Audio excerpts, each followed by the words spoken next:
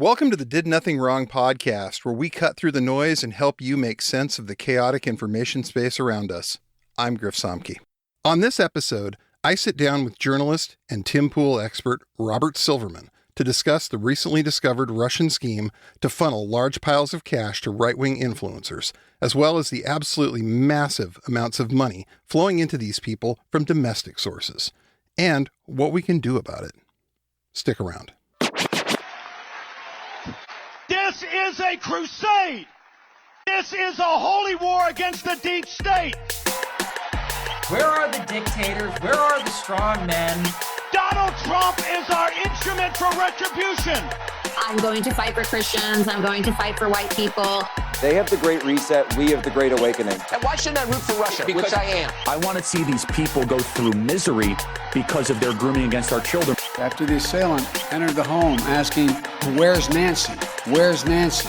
Those are the very same words used by the mob when they stormed the United States Capitol. I did nothing wrong. Robert, good to talk to you again. It's been way too long. It has. I think it's been a year. I know, seriously. I'm not looking back at the episodes to see how long it's been. But it's been a while. It has. It definitely has been a while. A lot of crazy stuff happening in the world. And your boy, Pim Tool, absolutely seems like he might be in some deep shit. My man. Your man. My man's Tim. For those of you who don't know, Robert wrote the definitive explainer on Pim Tool for the Daily Beast. It is a very great timeline of how an 8th grade educated guy from Chicago managed to become one of conservative media's brightest stars. It's a very, very interesting story about failing up, as it were. That was my first story that I wrote about him. And there have been, I think, 3 since then. I reported at the time that he did a post-vaccine event, but didn't check to see anyone's vaccination status and just sort of crowded people into a small venue in West Virginia. And his entire team, it seems, tested positive for COVID. But luckily, Joe Rogan came and swooped in and paid for his concierge medical treatments to deal with his very bad case of COVID. What a sweet guy that Joe Rogan is, isn't he? Yeah, then I wrote about him and Andy Ngo working on a plot to blame the Waukesha shooting on this guy as it being part of a race riot and et cetera, et cetera. You know, then I wrote about the plagiarism on his website. Yeah. So yeah, I've done a bunch of coverage. You've spent a lot of time covering this guy. Yeah, over the last 4 years, he's really risen to the top of an incredibly crappy pile when it comes to conservative media influencers or social media performers. And it's not just the money.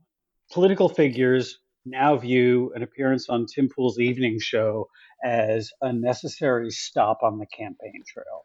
And that is not something I think I would have predicted in 2020 when I started reporting on him. Or maybe I should have, but for clawing his way through the muck and the grime to just produce the absolute worst, most deranged, falsehood-laden nonsense for the terrified masses. Kudos to you, Tim Pool. You did it. You're the number one boy.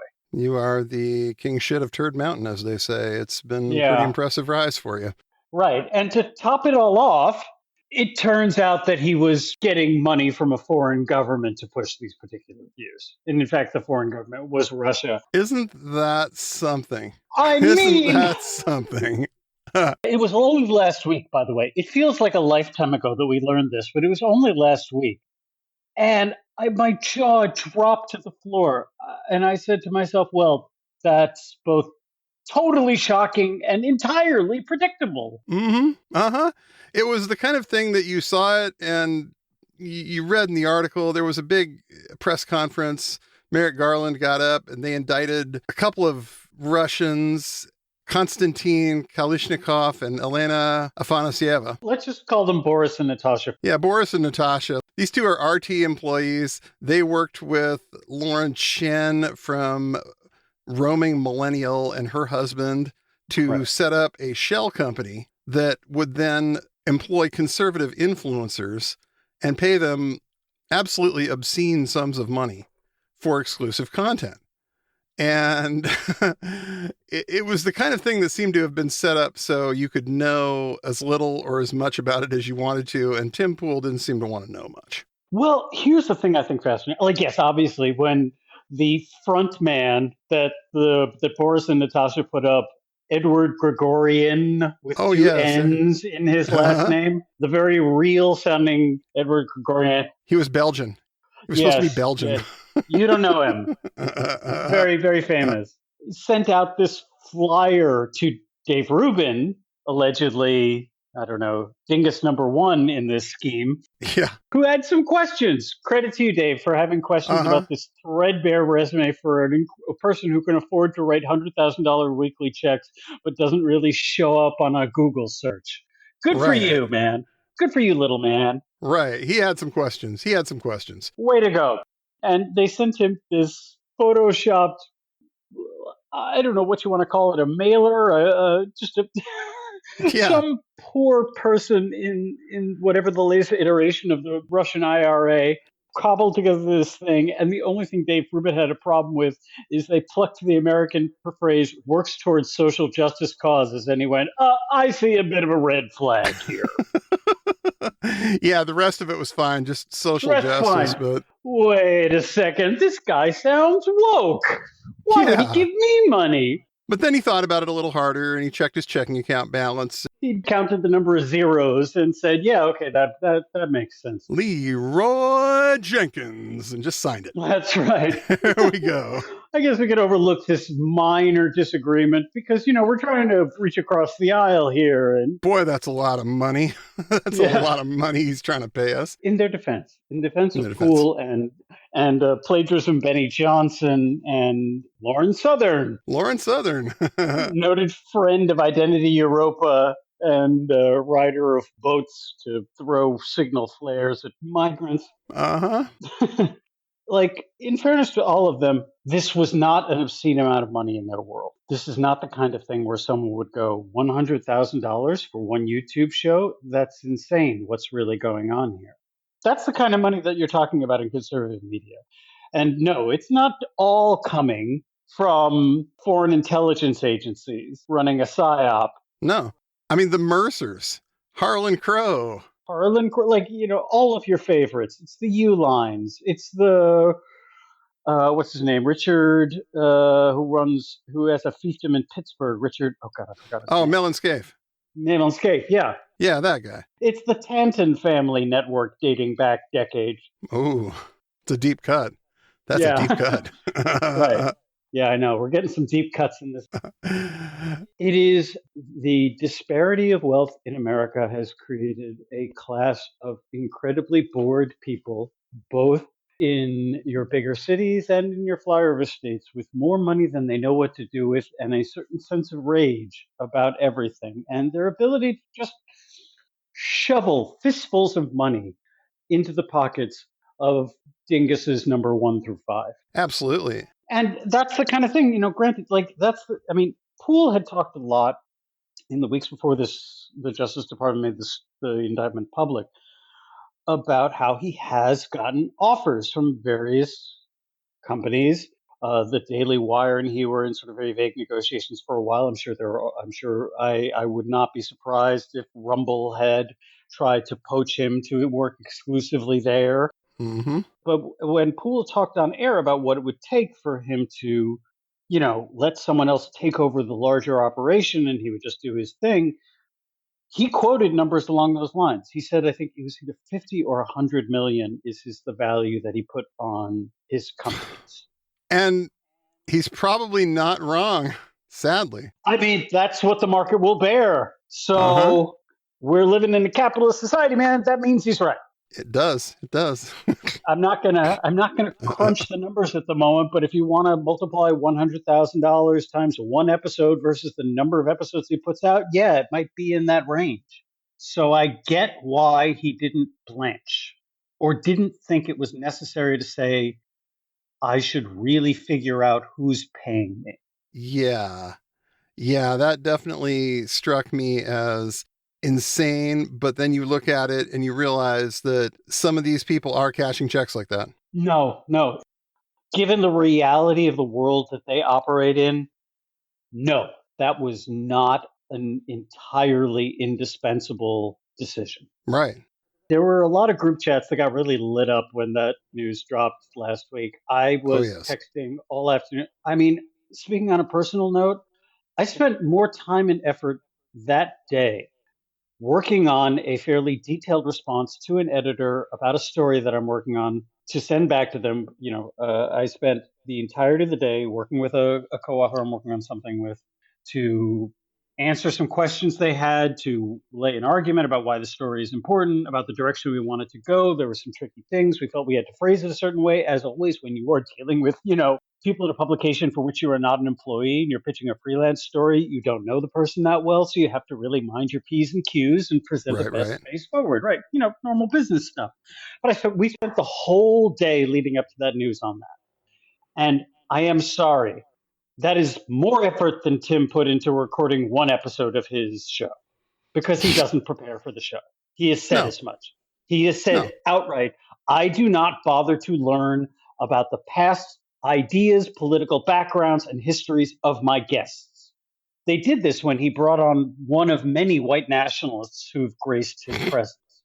And he said outright, like, what, you want me to vet every person who walks in here? Not going to happen. He said it defiantly. So when people say, Tim shouldn't have this person on the show or that person, yeah, sorry. I don't live in your world. Okay? There are some people I don't want to have on the show. Why? If I think their goal is to lie, cheat, or steal, manipulate, to enrich, to grift, as it were, not welcome. And that's like the only barrier. And when we had Lauren Witzke on the show, did we talk about any of that? That didn't even come up. Must I screen the politics of an individual before having them talk about current events? Not going to happen. He doesn't prep for these guests other than being handed a name. You could tell because he walks in, like, the first question to his guests often is, so who are you and what do you do? Which allows someone like, say, Patrick Casey, one of the founders of Identity Europa, to be like, well, I'm a writer and I'm et cetera, et cetera. And allied the whole, I want to establish a white ethno-state thing. He doesn't even vet his employees. He hired Cassandra McDonald, a.k.a. Cassandra Fairbanks. He's known Cassandra for a decade. If he's known Cassandra for a decade, he is well aware of her background. Or if he's not, wow, those are some powerful blinders that he picked up at Costco. Really didn't want to know. It was the same thing. Look, when I went to him for questions about the story because I was the first person, I believe, I'm sure people have tweeted it, but I was the first person to put it in an article, that he'd hired Peter Brimelow's daughter to be a blogger on his aggregation site. Peter Brimelow, formerly of VDare.com. Thankfully, they're done. R.I.P. though. Let's pour one out for the castle. Rest in piss. Right, that Peter Brimelow, notorious long-standing white nationalist's daughter, was going to his employer. I emailed him and I go, you know who her father is, right? Did this come up during the interview process? I don't think I phrased it exactly that way. I asked. I wrote it in the formal ask a question anyway. Hannah Claire Brimelow is the daughter of Peter Brimelow. He is a white nationalist. Here's his CV. This isn't questionable. Do you care to comment? And his answer was, Cassandra hired her. That's it. Wow. That's just so on brand. On brand for him. Now, I'm just a small bean. I can't do things the big kids can do. I only went through 8th grade. I don't do this. It's true. Tim Pool talks a big game about this, about what every single American must do to gird their loins and defend the country against the vast horde of leftists who are coming to take away everything you ever hold near and dear, and the looming civil war that will surely follow their onslaught. But suddenly someone asks him to maybe look into the background of a person he's hired, and he goes, I'm just a widow guy. I can't do the thing the big kids can do. Like, ask a single question. In any case, Tim Pool does not do research prior to his show per his own description, or, he does not vet these guests. What he does is he talks about the exact same things that he's talked about on his show all day. Mm-hmm.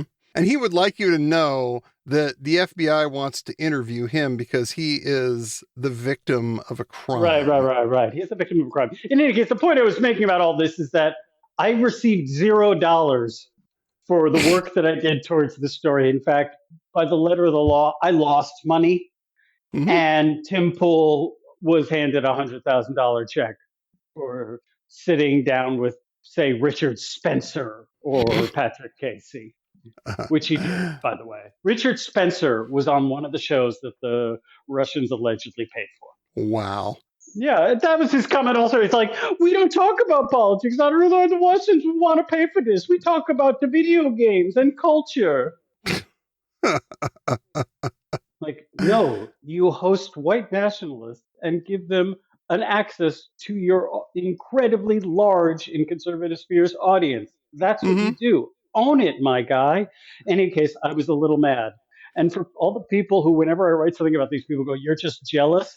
In this one instance, I got to hand it to them. They're right. Yeah, looking at those numbers. When we get into some more gallows humor among people who have covered disinformation and the far-right extremism, like, we all have workshopped an origin story about how we too could get in on this gravy train. What is the slight by the woke left that would turn us over to what they would consider the light, but we would all, like all rational people, would consider the dark side of the force? Where does it begin? Then you start, cobbling a couple things around, something personal, but absolutely petty enough to justify now saying, I didn't leave the left left me, Matt Taibbi style. We have all been there, man. The money is just too easy and too good. And there's so much of it sloshing around. Oh, yeah. This is the tip of the iceberg. Even the unsealed indictment, the DOJ indictment says that they kept track on another 600 influencers in the States alone, who those people are, and are they getting checks with 5 zeros too? That's a great question. And that's one country. That is one country running influence operations in the United States, just as we do abroad, to be clear. And it's not like the Russians are the only ones. I mean, the Chinese do this, the Israelis do this, the Saudis do this. It's Peter Thiel funding coke-fueled dingbat parties in Times Square. That's also a part of this. And we're paying to listen to like that sort of really weird-looking, frightening gremlin Curtis Yarvin pontificate. That's where the money is going. We've got Curtis Yarvin's ideas coming out of the current vice presidential candidate J.D. Vance's mouth. You can't say this stuff isn't influential, and it hasn't landed because it obviously has. I kind of do encourage people with a taste for a hint of the perverse, let's say, to read the original source materials for all these people. Read what Moldbug has written. Oh, yeah. Read some of, say, Bronze Age pervert or raw egg nationalists' musings. It's generally worse than we're making it sound most of the time on the air. It really is. It's not just that it's the stark racism and misogyny and absolute thirst for a totalitarian god king who will crush their enemies. It's just so weird and bad. Like when Moldbug starts talking about dark elves, my eyes glaze over. Making homeless people into biodiesel. That was another one. That was another. It's a thought experiment. Please, he explained that. Wasn't really serious about that. Debunked. That's been debunked. That's been debunked. I can't do a good Moldbug. I've been working on it. I must admit. It's sort of like that theory has been notably debunked. It's not a pleasant voice to listen to. No, I see him on a lot of these broadcasts and podcasts, and I can't see how anybody could listen to that guy talk for 2 hours. No, he really does. He does speak. I mean, for all of his fascinations with, again, dark elves, he really does look a little bit like a Tolkien character. I'm sorry. You know that guy's played some D&D in his life. You know he has. Oh, he's been a dungeon master. He has run campaigns for that matter. Oh, absolutely. That is no slight to the D&D community. It was super awesome fun when I was 13. I've been meaning to join one of the adult ones, to be full disclosure. So I know whereof I speak. Right. God, there's just so much of it. And that's what's, I guess, terrifying about all of this is that they have views that Russia finds indistinguishable from the stuff they put on their state TV. I mean, you listen to Tim Pool talk about Ukraine. You listen to like his denial that he was influenced at all by Russia. And he's like, Putin's a bad guy. Putin's terrible. Can't stand Putin. Oh, yeah. But you listen to him talk about Ukraine and he's foaming at the mouth. Listen. Ukraine is the enemy of this country. Ukraine is our enemy, being funded by the Democrats. I will stress this again. One of the greatest enemies of our nation right now is Ukraine. They are expanding this war. Now, don't get me wrong. I know you've got criminal elements of the U.S. government pushing them and guiding them and telling them what to do. Ukraine is now accused, a German warrant issued for blowing up the Nord Stream pipeline. Triggering this conflict. Ukraine is the greatest threat to this nation and to the world. We should rescind all funding and financing, pull out all military support, and we should apologize to Russia. He is so mad. It's like you couldn't fake this. He really has these crazy opinions like this, and here we are. Here we are. This is what we're dealing with. I do want to address one point they made, which is, they only got about something, I think it was either 10 or from all the videos that they paid for, that they paid 9.7 million for, from all these cats. They got, what was it, like 16 million views total, which again, to a layperson who doesn't pay attention to this sphere, that sounds, wow, that's a lot of people listening to this absolutely awful and often incredibly boring garbage that they're pumping out. But it's not. It's a drop in the bucket in this world of political influencers. Yes. I mean, it's not a lot of bang for their buck. So you might ask then, why is this important? Why did they make this huge stink about busting this operation if it's just, a bunch of guys saying things that, to be clear, every single one of them would have said the exact same thing on their shows, whether they had ever encountered, Boris and Natasha and the great Edward Gregorian or not. They would have. They absolutely would have. And it would not have altered a single word of the political social media performance that they put out, their little song and dance. And it honestly is something that they can then point to on their state TV and say, hey, look, even in America, this is what they think. Yes. Look at these famous commentators, and they're saying this. Yes. And I want to make it clear, this is not full-blown, Russophobia. It's not, oh my God, the Russians are coming to destroy us. It's not like, well, see, the Russians are trying to influence our election. Yes, they are. They've been trying to do it for a decade. And it is this particular instance with these 16 million views that they paid a lot of money for.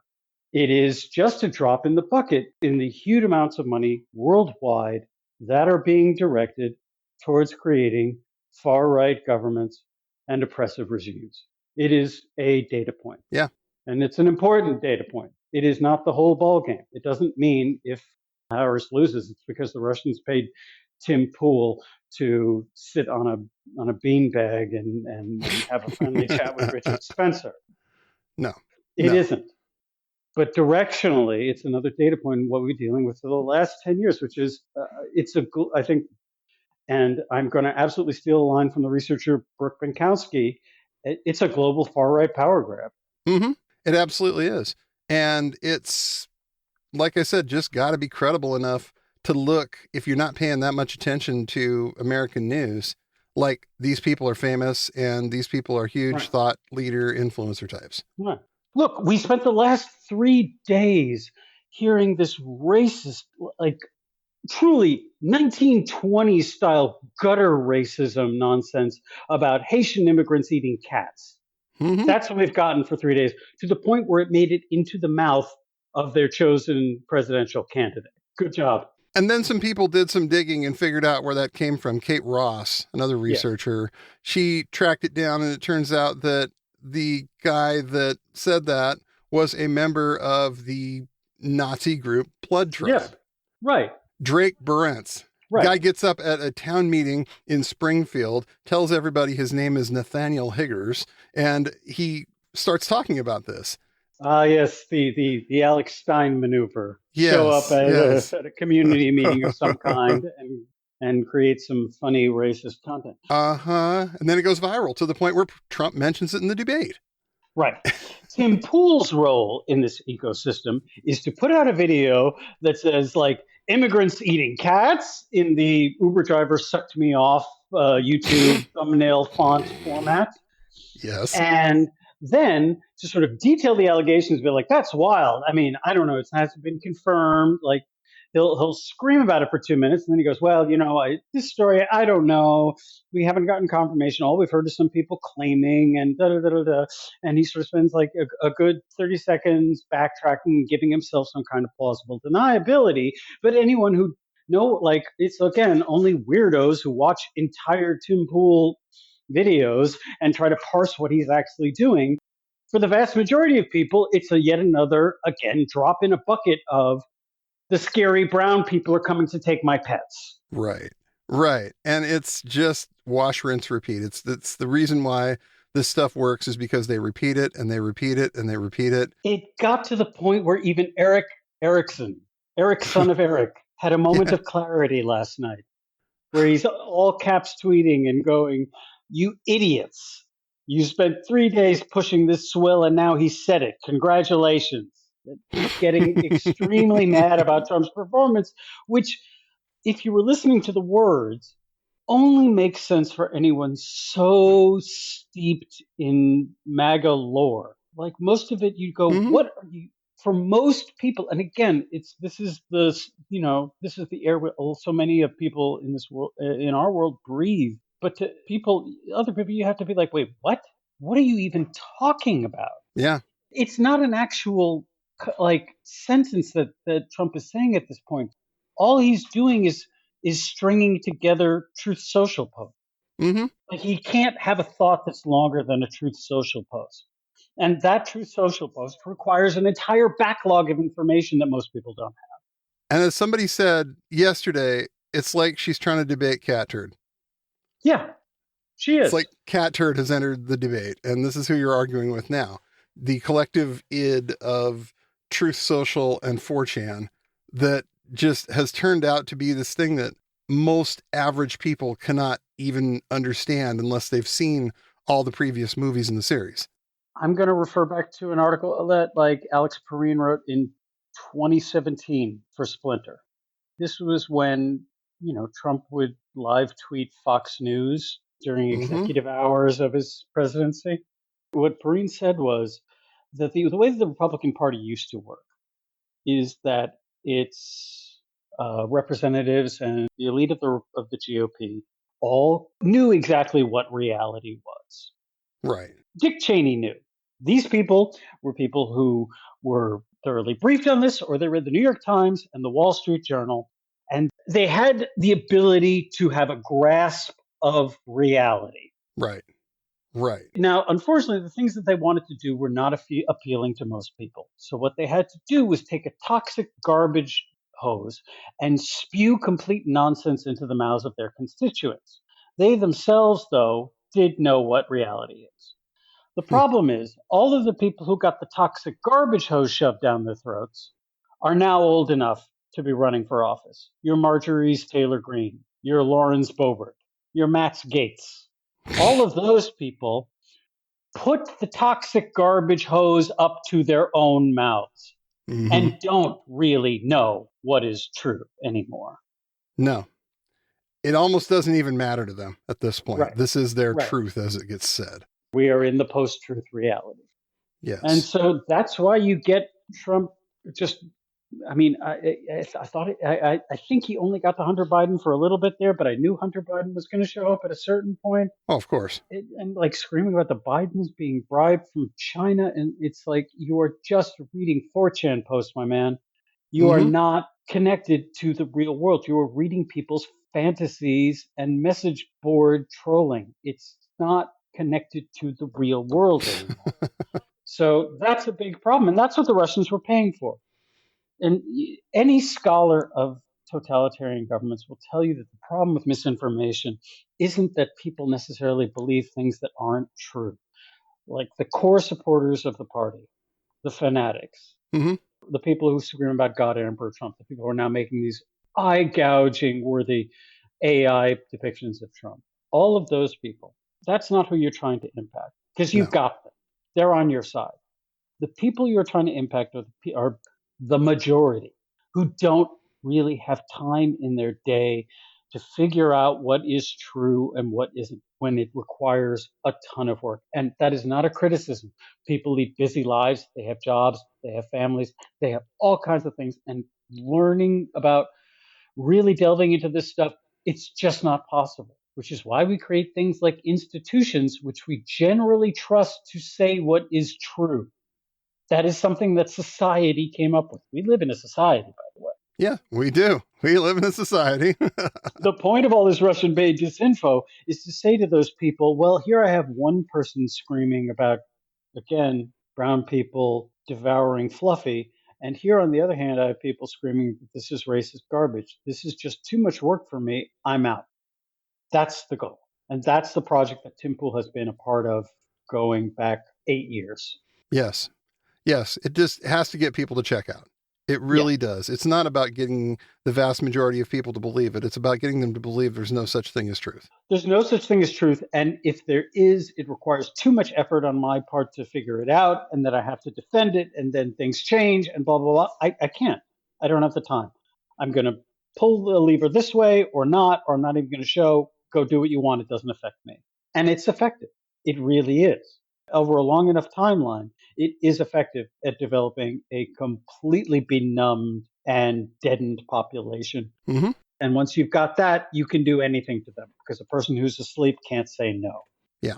Yeah. And that's what they've been working on, like you said, for the last 8+ years. And they have gotten a large percentage of the population over to that point. Yes, obviously. I mean, look, there is going to be, I think, a lot of turnout for this election, but people's minds are set. There's no such thing as an undecided voter out there anymore, or it's a very small sliver of the population. And it has been an absolutely successful. And again, I just want to be clear: it is not that the Russians made Americans do this. It is Americans who did this to ourselves. We did this to ourselves. We have done this willingly. We have taken this path ourselves. Foreign governments have merely sort of sat back and done the throwing popcorn into your mouth, watch the chaos unfold meme, or they've given it a prod with all of the extra, oligarch funded illegal gotten money that they've accrued, and they can throw $10 million at BuzzFeed Benny and Dave Rubin. Which is nothing to them. 10 million for this, nothing. This is a rounding error. It's not a big deal. But again, I will reiterate, it's one of those, could I say awful things and things that I know are not true for money? And the answer is still no. But that's $100,000 right there, man. Mm-hmm. In a week. Uh-huh. Some people have no such scruples. To them, it's like they want to get paid, and to them, it's entertainment. I mean, Tucker Carlson views what he does as entertainment. Alex Jones views what he does as entertainment. And how far a step is it from my stuff is entertainment to I can just put shit out there that's complete bullshit. And I know it. To this point, I just want to, we often spend a lot of time figuring out, well, what do these guys actually believe? Do they know that what they're saying is false? And they don't care either because they think it's directionally accurate or they think it'll have the political outcome that they support, or are they true believers? And they believe it when they say it. For Poole, I want to be clear. He believes this. I do not think he has the ability to, in fact, figure out what's real anymore. So I think he believes it when he says. Right. I don't think he is. I think some of them do, but this is something that I've written and I've said before, is that it doesn't really matter whether any of them believe it or not. The actions are what counts. There is no point ever trying to figure out what's in their heart of hearts. You can trace their actions. You can see the results of their actions. That's all that anyone needs to focus on. Yeah. But there's a human desire to know, because we all want to know if we're being lied to. Are we being suckered by a con man, or did we just choose the wrong horse here? Did we end up believing the wrong people? Right, or are we just really being ripped off? That is a deep bore human desire. And unfortunately for 99% of these people, you will never, ever know. Right. I don't think they know. honestly, either. For the ones who aren't, for the ones who believe it, I don't think they know either. Well, so here's the really important question then, in my opinion. Sure. All of these people, well, all of these people besides Lauren Shen and Lauren Southern, who are in full no comment mode, which means they've probably lawyered up, but all of the Americans involved in this, they claim they were duped. They claim they're the victims here. And, I don't believe this for a second, but let's just say they're telling you the truth here. Innocent little lambs got deceived by the scary Russian bear. Why would you take them seriously after this? Right. These are people who are constantly on about one nefarious conspiracy after another. And like you said, now it's Haitian immigrants eating pets. And next it'll be something even more ridiculous and how the elites are all in on it to cover it up. But some sketchy Belgian investor who seems to be working on Moscow time shows up with a huge sack of money to buy exclusive video content from you in an arrangement that even they knew was sketchy. How can you trust these people to get anything else right? Yeah. Well, that's what a normal person would do. Yes. That's what a normal person would be like, well, wait a second. You think everything is a psyop, but you ran into an actual psyop and you missed it, man. Mm-hmm. One of the rare instances where a psychological operation is being run, and you weren't just the subject of it, you were a participant, and you missed it. And you're telling us you did not know you were a participant in it. Right. You need to delete your account. Right. You need to go away and think for a long time about how you got to this place. None of them will do that. Maybe finish your GED, Tim. Yeah. Pool's response the day after is actually Merrick Garland is the Russian stooge here because him publicizing this indictment will only increase political divisions. How do we know the Russians' real goal wasn't to pay me millions of dollars to say this thing so that Merrick Garland would indict them and increase political divisions in America? Huh? Then by coming out with these accusations and indictment 2 months before an election, all that did was create a massive, massive division and hyperpolarization in this country. So Merrick Garland works for the Russians? I don't know what to tell you. Because this story has created a hyper-partisan divide, once again, just like what we saw in 2016 with Russiagate. But here we go again. We're 2 months out from an election. For what purpose are they going after a channel that generates a minuscule amount of viewership? Wow. And putting this big show on and making it a huge deal. Check out the big brain on Tim. Yeah, I swear to you, I swear to you, kudos, sir.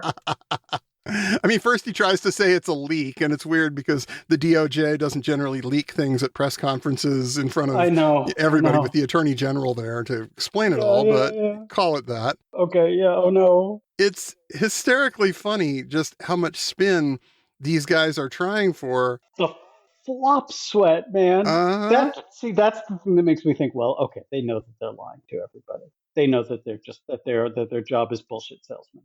Because there would not be that much flop sweat if you did not know that you were a bullshit salesman. Yeah, and probably the least prominent of all the dinguses, Taylor Hansen, had the right idea, I think. You just take down your YouTube channels, claim to be a victim of censorship, plug your new Rumble channel, and head for Ohio to cover the newest bullshit. In order to cover the fact that he got duped into being paid by the Russians, he falsely claimed that YouTube deleted his channel. And just nailed himself his very own cross, climbed up in there and says, I'm a victim of censorship. And he knows that his audience, as small as it is not going to fact check this. They're going to believe him. Oh, he was censored, man. YouTube pulled the plug on him. Now he's over on Rumble. It's like, it's pretty bad when YouTube actually fact checks you. YouTube doesn't do a lot of that. So for YouTube to come out and put a statement out saying, yeah, actually, that's not really what happened here, dude. You are lying. You are lying to your friends and neighbors and followers. You are a liar. They're all such liars. That's the other thing. They all lie like breathing. Really. Yeah, they lie just as good as they breathe. And it's amazing to see that they have a fan base that's not going to push back on any of this. Here's a debate that was getting some pickups before the debate last night that is slightly related to this, which is that people were complaining about the fact, for years the press has found it increasingly baroque ways to say that Trump is a liar. like this casual relationship to the truth. Trump lobbied falsehoods. Trump misrepresented. Trump, unfounded allegations, baseless conspiracy theories. He's a liar, is what they're saying. Can't just come out and say the word. Just right. can't. You can't. And that by not doing that early and often, not nipping this in the bud, again, about 8 or 9 years ago, they created a permission structure now where every Republican and also Democrat quite frequently lie. The politicians now just don't really care about getting caught in lies because the press somehow didn't do a good enough job of policing them. I disagree with that. I don't think it would have changed much of anything, but I do agree that it is important to say true things. Yes. And I don't care whether it would have stopped Anthony Blinken from going up before, yet another presser about Gaza and lying about what the Israelis have had or had not done. I don't think it would have changed that attitude at all. I don't look, it's not a cause and effect. We would have stopped all the lies if only there'd been a better New York Times headline. I think that's a lot of it is the reporters overstating their own importance. And I think it's the New York Times overstating its own importance. I think the New York Times also had a great deal more importance 8 years ago. And there were more, in fact, just plumb straight outlets saying it 8 years ago. And yeah, it may have had more of an impact, but I don't think it would change where we are right now in the end.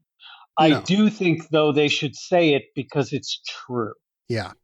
And I think that they should go ahead and say it whenever anyone does it. If Anthony Blinken's lying, call him out. Yeah.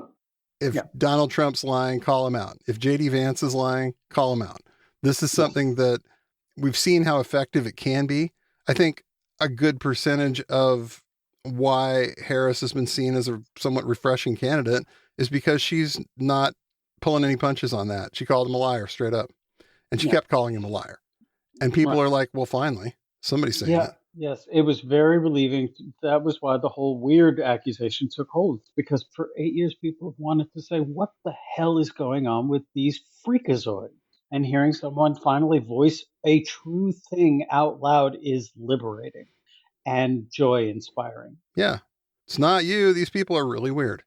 They are in their own ecosystem cooking in this toxic swamp of lies and just the most made up, vile, racist bullshit.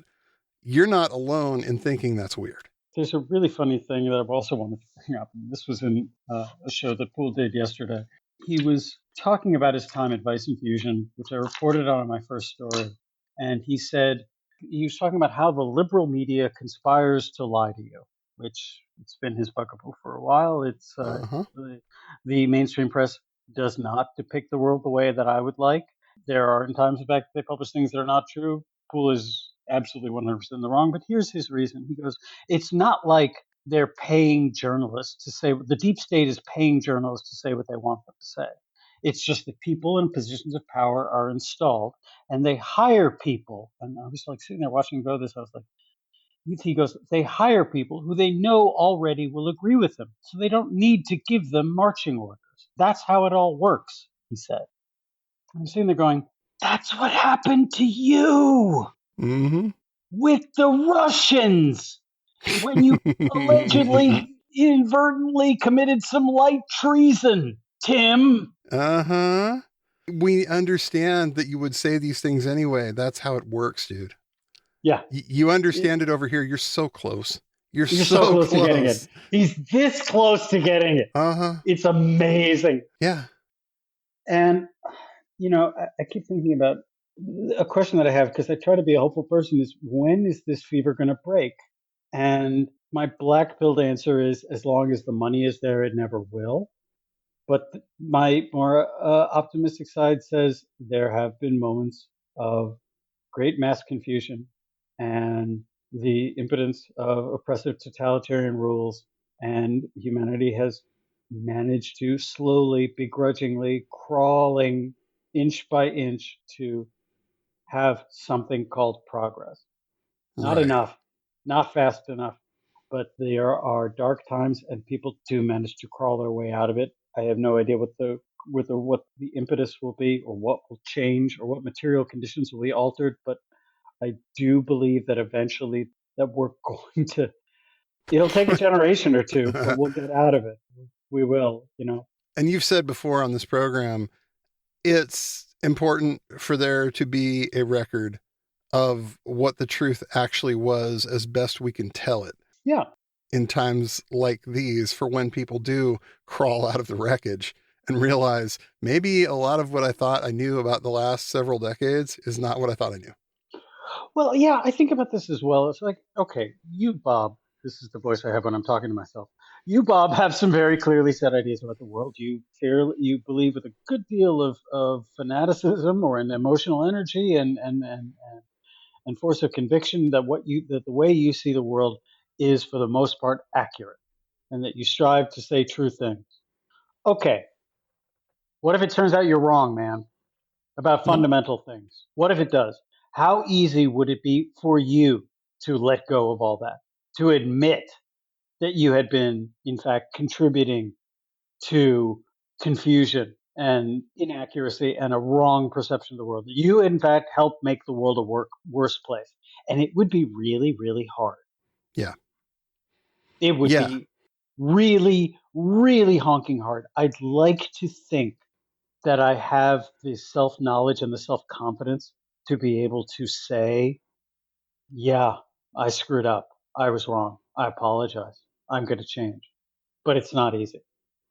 No. And it's not easy for any of these people. Oh, no. But the checks keep coming. The checks keep coming to all of them. Like, okay, they lost out on that sweet plum Friday morning $100,000 check, but that's still a fraction of what they're earning. I'm not going to say it on air how much I think Tim Pool earns annually from all his enterprises, because I don't have accurate numbers. The closest I got was him on tape back in 2020 saying at his peak from YouTube ads reads, and this is before he set up a subscription service, he was making $600,000 a month from his videos.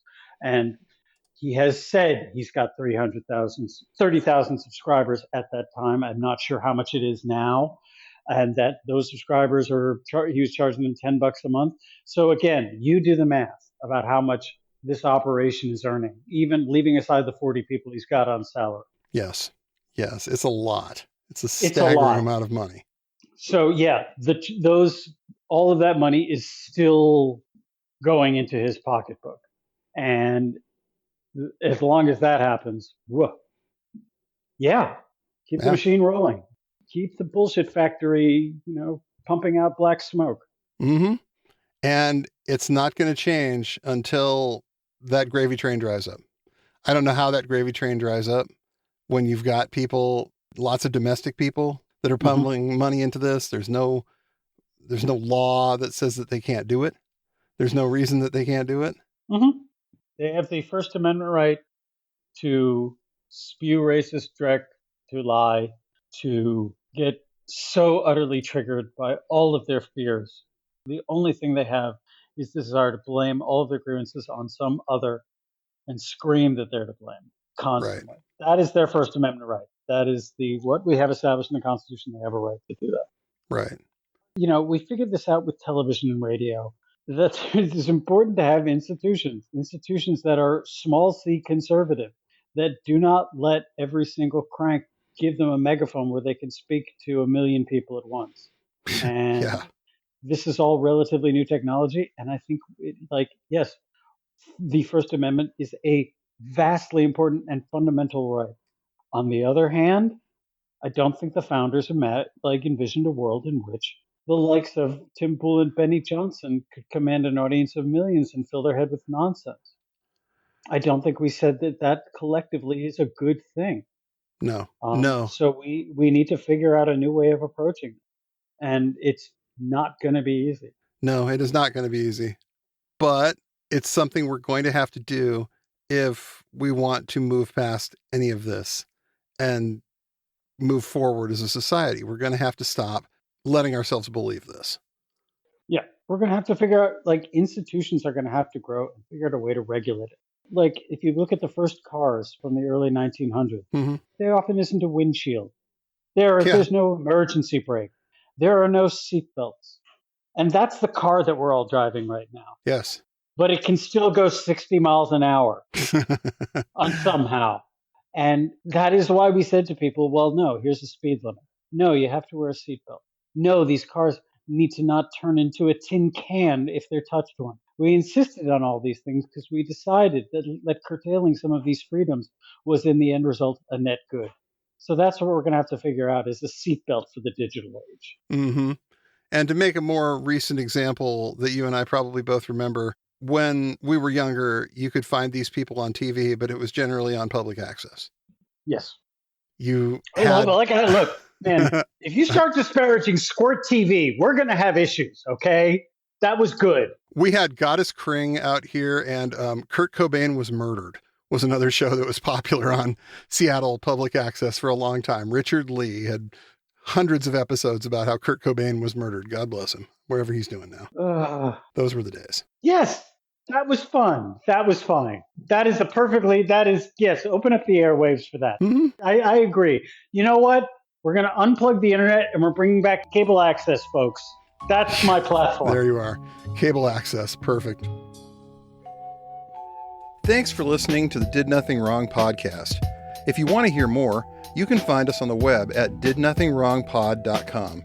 Please make sure you subscribe to get our content straight into your inbox. You can also follow us on Twitter at GrizaBJJ, GRZABJJ, as well as DNWPod. We're extremely grateful for paid subscriptions and donations that allow us to keep doing this important work. Thanks, and remember, everyone mentioned did nothing wrong.